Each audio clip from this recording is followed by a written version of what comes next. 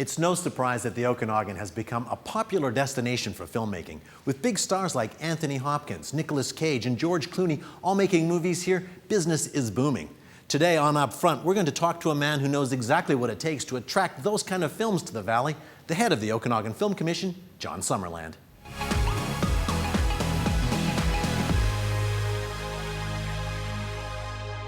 Well, welcome to the studio, Jon. Thanks for coming down. How does it feel to be on this side of the camera? That's very exciting. This is great. Thank you for having me. First off, I guess for our viewers that may not know exactly, what is the Film Commission? The Film Commission is a non-profit society funded by regional governments from North Okanagan, Central Okanagan, South Okanagan, and the Kootenay boundary. And I represent pretty much everything from Osoyoos up to Grinrod, Christina Lake to Manning Park. That's a huge area. Yeah, it's a big area. And so we try to put films and animation in that area. And that's our goal, is to create an economic driver in the film and animation industries within that area. So you're funded by the regional government primarily? The taxpayers. So each region gives me some money, right, plus, or gives the Film Commission some money. Right. And plus the government also funds, oh, okay, the BC government funds as well. So why do these regional governments feel it's important to have a Film Commission and to pay into it? Well, it's an economic driver. It brings money in. So I have a $210,000 budget. And that's pretty small, considering last year was $25 million in economic impact within the regions. So, you know, you're in the $250 a dollar range. And people don't really see it happening. It's a very clean industry. So you have, you bring in a movie, people might see it on the corner when they're at their house, right, or in downtown, but they don't really see it. But it's paying people's mortgage. Like, we got a lot. It's paying the misfits' mortgage. So all those guys that probably couldn't get jobs anywhere else, as long as they have a work ethic, can work in the film industry. So it's feeding the economic industry here in the Okanagan. Yeah. All right, we'll talk a little bit more about sort of the economic impact, sure, coming up. But I just want to find out, like, what's your background and how do you get involved in this? Well, I got my first paid gig in film when I was 12. Wow. What were you doing? I was a little actor in movies and commercials, mostly commercials. Right. I did some, I did Phyllis Shave, I did Nike, I did in Toronto. And then when I was 22, I auditioned for this terrible movie called The Paperboy. Uh-huh. And I said to the director, you know, I would like to pick up your garbage. I would like to do anything. I just want to get on set. Right. The next day I was a production assistant, and I worked in film in Vancouver as a production assistant from then until I had my first kid. And then from there I found this job, and I went and took this, and it's been no looking back. So it's been 9 years? 9 years? Oh, 9 years as the Film Commission, yes. Right. It's been great. So in the first year that we had the Film Commission, that I took with the film, we had $5 million economic impact, and then now we're at 25. And it's just the way the province has worked and the way we've worked together. So how do you do that work? Like, what are some of the ways that you attract films to the Okanagan? Well, I'd go to my clients first off and say, hey, what do you have? And they'll send me scripts, and we'll break down the scripts. We'll see what they're looking for. So if they're looking for a small town or a logging mill or any of that sort of stuff, and then I find those things. So if we don't have them in a database, I'll send out scouts. The scouts will then go out and take images and send them back to me, and then I will send them in a package to the production. At the same time, then I start to get their crew. I'll put together a crew base, and then from there we'll do accommodation. So anything they need. We start off just giving them what they need in the beginning, and then we're problem solving throughout the film. Oh, so you're involved all the way through the production. It's not just kind of like, well, here's the spots. No, if something goes awry, we are the first call, right, to try and make sure that we can fix whatever happens. Like, we lost our cemetery. Can you help me get into the cemetery? That needs to be our cemetery. We'll get into that cemetery. Somehow I will pull in government officials or whoever to get this to happen. Right, I guess if you were coming in from Los Angeles or Vancouver even, you wouldn't necessarily know who to call. Right. To make that happen if you were a production company left on their own.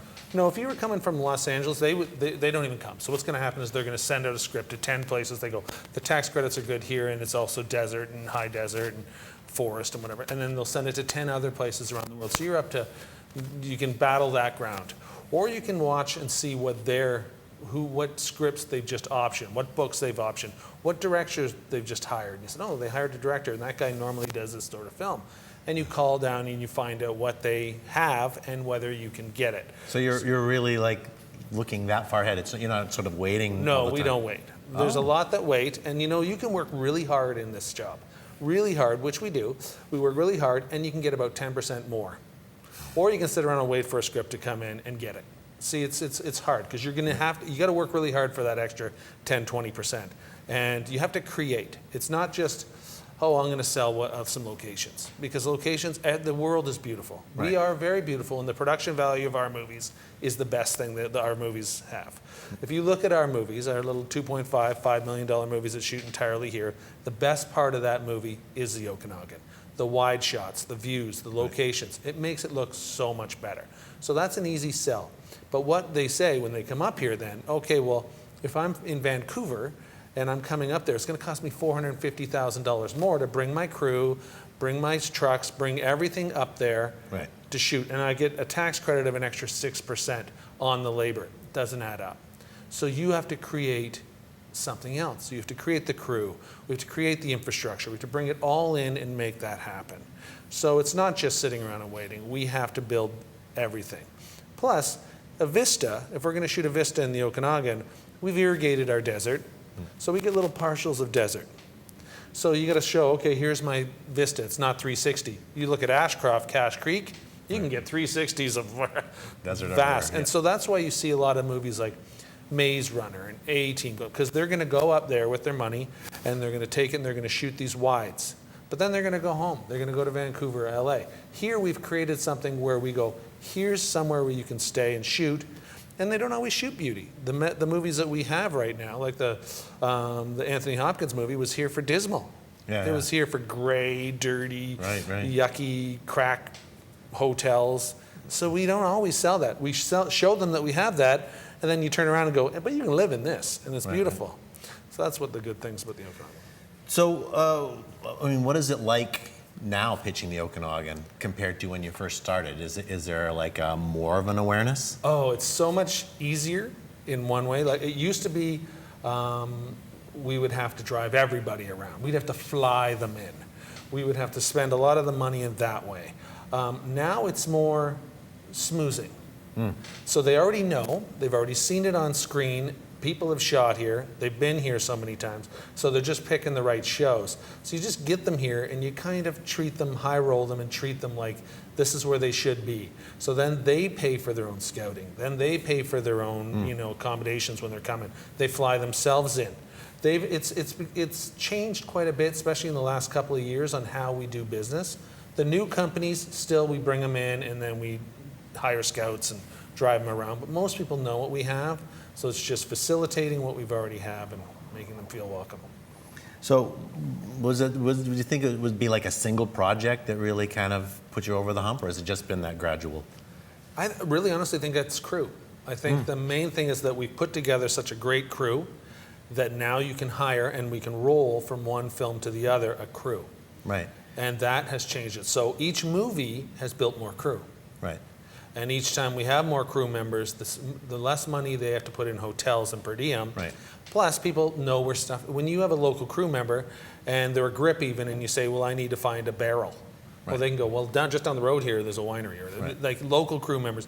If you bring crew members in from Vancouver or Toronto or anywhere, they're going to say, "We're in the Okanagan, let's party," and I'm going to go to work hungover. You don't get that in the Okanagan when you hire local crew. They're coming to work and they're going home. So it's a much better thing. Crew has definitely changed. How much of a crew is there available? Is there like a full? We would have 2 crew. Wow. If they were all here. We have fantastic crew members. We have crew members that have done all the Hangover movies and the Star Treks and everything. And they live in Kelowna and they live in Summerland. The A-listers, top guys in BC, live here. But they have an apartment in Vancouver. So they'll go work on a TV show there. Getting them back to come and do one of our little movies is more difficult. So we get, generally their sons will key those movies. And then we'll build a crew around them and they'll use their gear and whatnot. And then we're taking anybody and everybody in training. Right? Mind's Eye, who are here shooting with John Cusack. Christina Ricci is, they've brought a lot of crew from Saskatchewan, and these people from Saskatchewan love it here, of course, and they're now buying homes, and so now the film industry is selling houses. Film industry is, filling schools and doing more stuff. The money that can be spread from this industry is pretty fantastic. Now you're saying $25 million in economic impact? Yeah. In the last year? Yeah, that includes animation. Okay, yeah. So like we have, for each movie, we use the Film Commissioners International template. Right. And we break it down in that side, because it's hard to, how many coffees did they buy at Tim Hortons? How many, it's hard to follow. Yeah. So we all use the same thing. There's not a multiplier on it, it's just the number that we have. So in each one, they add up. Right. Yeah, so right now there's 2 shows and 2 commercials. Those add up. Those commercials that nobody cares about, they spend more money per day than the feature films. I was really surprised. I worked on one of the commercials. I got to drive a little spider around. Nice. The size of the crew and the gear that they were using, it was absolutely incredible. Well, that's even a smaller commercial. I have a 9-day major car commercial that's shooting in the area right now. Wow. And the thing is about commercials is they're always 2 weeks behind. So the way they solve issues is they throw money at it. So those are better to have. Sure, we don't want to watch them. We'll flip our channels when they're on, but they spend a lot of money and they know what they want. So, yeah. And big directors. I've worked with David Fincher, who's 7, and Fight Club. I've worked with Wally Pfister, who's a huge director of photography. Zack Snyder's a Superman. Those guys all do commercials. So, that's why you get these higher end commercials. You bring them in, they're dumping money. So we work hard getting those guys in as well, even though nobody cares. Right. You don't see them on the news as much as you see, unless they're downtown. Right. I guess, do you ever get starstruck? You're talking about meeting these directors and some of the actors. You've had some pretty... I guess I pretend not to be starstruck. Yeah. Like, George Clooney's a pretty big star. Yeah. Like, and I just stood there. Like, it's not like he forgot who I was the minute I walked away. But, right. I'm going to tell the story I met George Clooney, over and over and over. But, I played it pretty cool. I think the only time I've ever been starstruck is I walked into an elevator, not prepared at all, and John Cleese was in there, and that made me starstruck. Oh, yeah. But no, not really, I don't think. They're people. Do those bigger movies with the larger stars, do they have different kinds of, like a different level of request for you? They do. They are very prepared. So they're very professional, those guys. Right. They're bringing their people from years and years experience from all over. So those are the guys that'll bring our crew back that have gone somewhere else. But they don't care that they live here. So those people will come here because they need most of those films need 52% of their movie needs to be done at the studio. So you're never going to get it because our sound stages are small compared to what these guys need. But they come to town, they're very prepared. They don't really need as much other than the traditional location scouting, location photos. And then when they hire crew from you, it's like production assistants and security. They are a lot less friendly. These little guys that we have right now are way more friendly. You can walk up and say hi. Yeah. You can go and say, the other ones are going to block you, but they're sexy. That's the ones that people want to see is, hey, you're blowing stuff up, you have Star Trek or whatever. Yeah. But they're a lot more, our little ones are a lot more fun for getting people involved. You can get more involved with these than you can the big blockbusters. But hey, I'll take the blockbusters, every one of them, the ones to come in. But when they're on the bridge, they're shutting down the bridge. When our little ones are on the bridge, they're letting people go through. Yeah. So it's, people get, probably in the Okanagan, people will start to get a little annoyed if we had X-Files. Right. Because they shoot at night. They shoot all day. They shut down the same places over and over and over. You're going to shut down Pulp Fiction. You're going to shut down the Bernard Street. You're constantly having to work around them. Right now, we're pretty lucky. Right. So a TV series would be good, especially if it was one that was shot entirely in the box. Right. A sci-fi or kids show.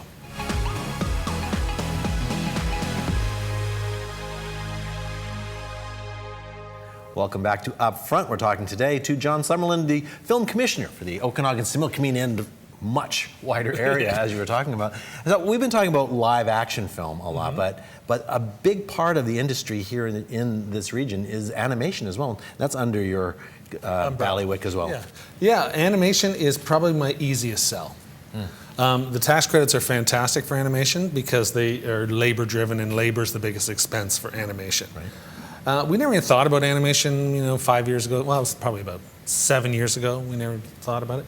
And then there was a gentleman came to town. His name was Jordan Gauthier, whose parents live here and everything. And he had just created a show called Skunk Fu in Ireland, of all places. Skunk Fu. Right. And my kids loved that show. It was on YTV. And he said, I'm going to do animation here. Why not?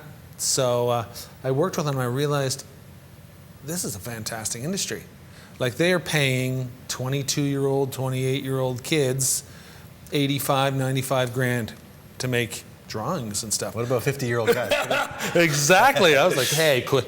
But, I was so surprised. And look at the economics, and that is fabulous. Those guys are nerdy kids that are skateboarding to work with $300 jeans. These are the best kids ever. So he made his show. It was very difficult because he was the first one. Yep. At that time, my assistant, my only assistant I've ever had, her name was Ashley Ramsey. And Ashley's husband worked with Jordan, and his name's Todd, and he was a genius, director, animator, and Ashley was way too smart for me and great, but she taught me so much about animation. So we put together a little luncheon just out of the blue in Vancouver, and we went down, we brought every animation company we could, and we said, we want to bring more animation to the Okanagan. And they said, okay, we all want to come. So Ashley and Todd started their own company called the Eddie Farm. Oh, yeah. So then the next day, Ashley and Todd got a show. Wow. It was that easy. And then we brought in Bardell. Bardell came up. We phoned Nickelodeon.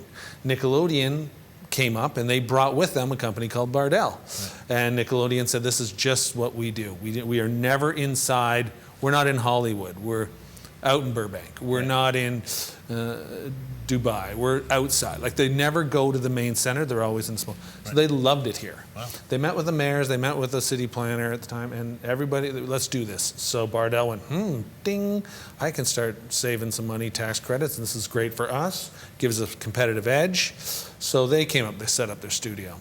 And ever since then, every animation studio out there is saying, John, supply me 300 animators. I'll move my company there. It's finding 300 animators is a different story. But it's difficult, but it has been one of the easiest sells we have. Wow. Mm-hmm.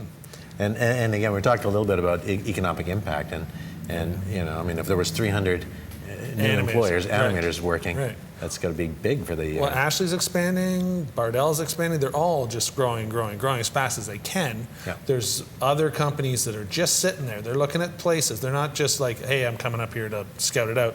They're looking for real estate. Wow.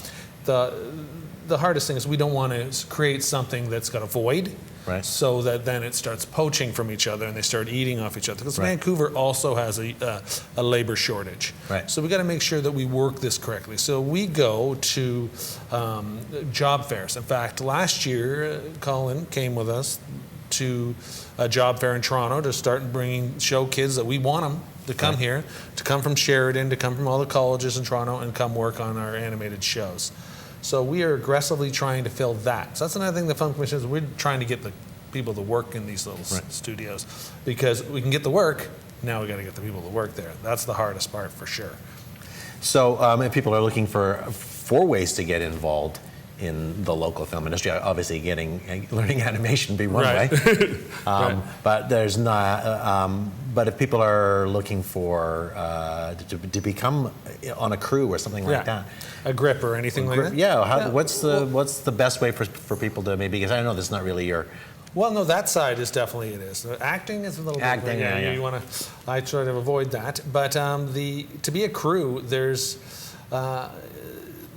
jobs that people have out there right now that can transfer over. Electrician. They can work in electrician. As long as they've got FEs and TQs, we'll train. Grips, if you can weld, if you can work with pipes, if you can do a lot of things. Grips do a lot. They do rigging and all that sort of stuff. If you're an oil guy, you can transfer into that. But you're not going to be the best boy. You're not going to be the key. You can start up as the grunt guy in the bottom, still making pretty good dough, working very long hours. The thing you need to know about the film industry is the work ethic. You need to be able to work 16-hour days, Halloween, your kid's birthday, and then have days off that you don't want off. You know, it's a strange, fickle world. Yeah, call me, call the the film commission.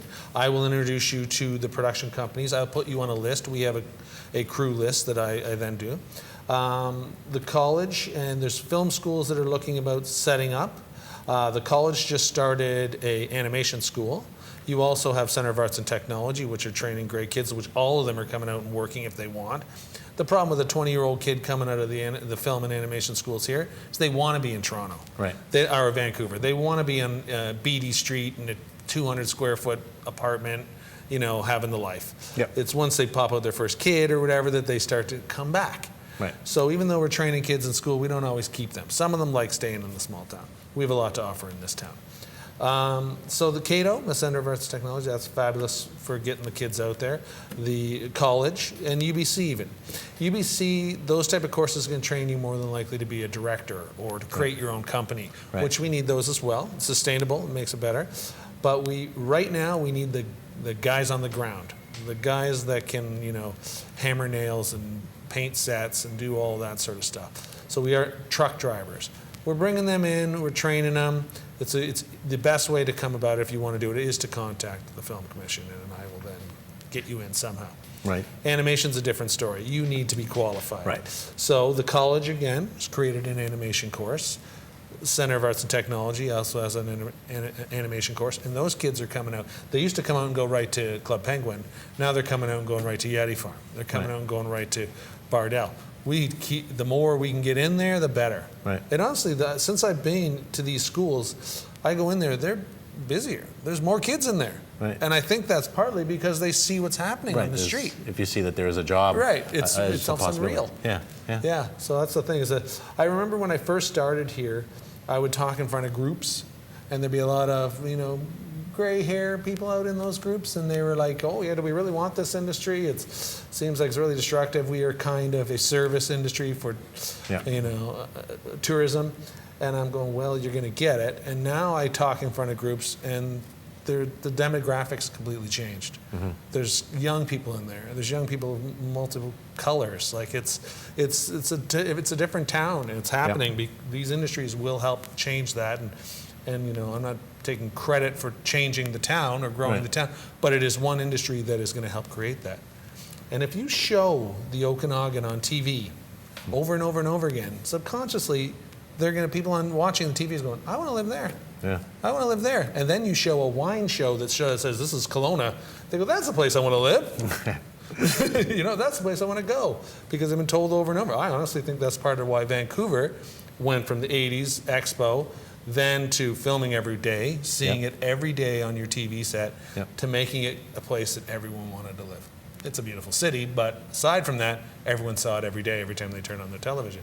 If you do that here too, it will attract more and more and more and more. That's my opinion. Maybe I'm wrong. No.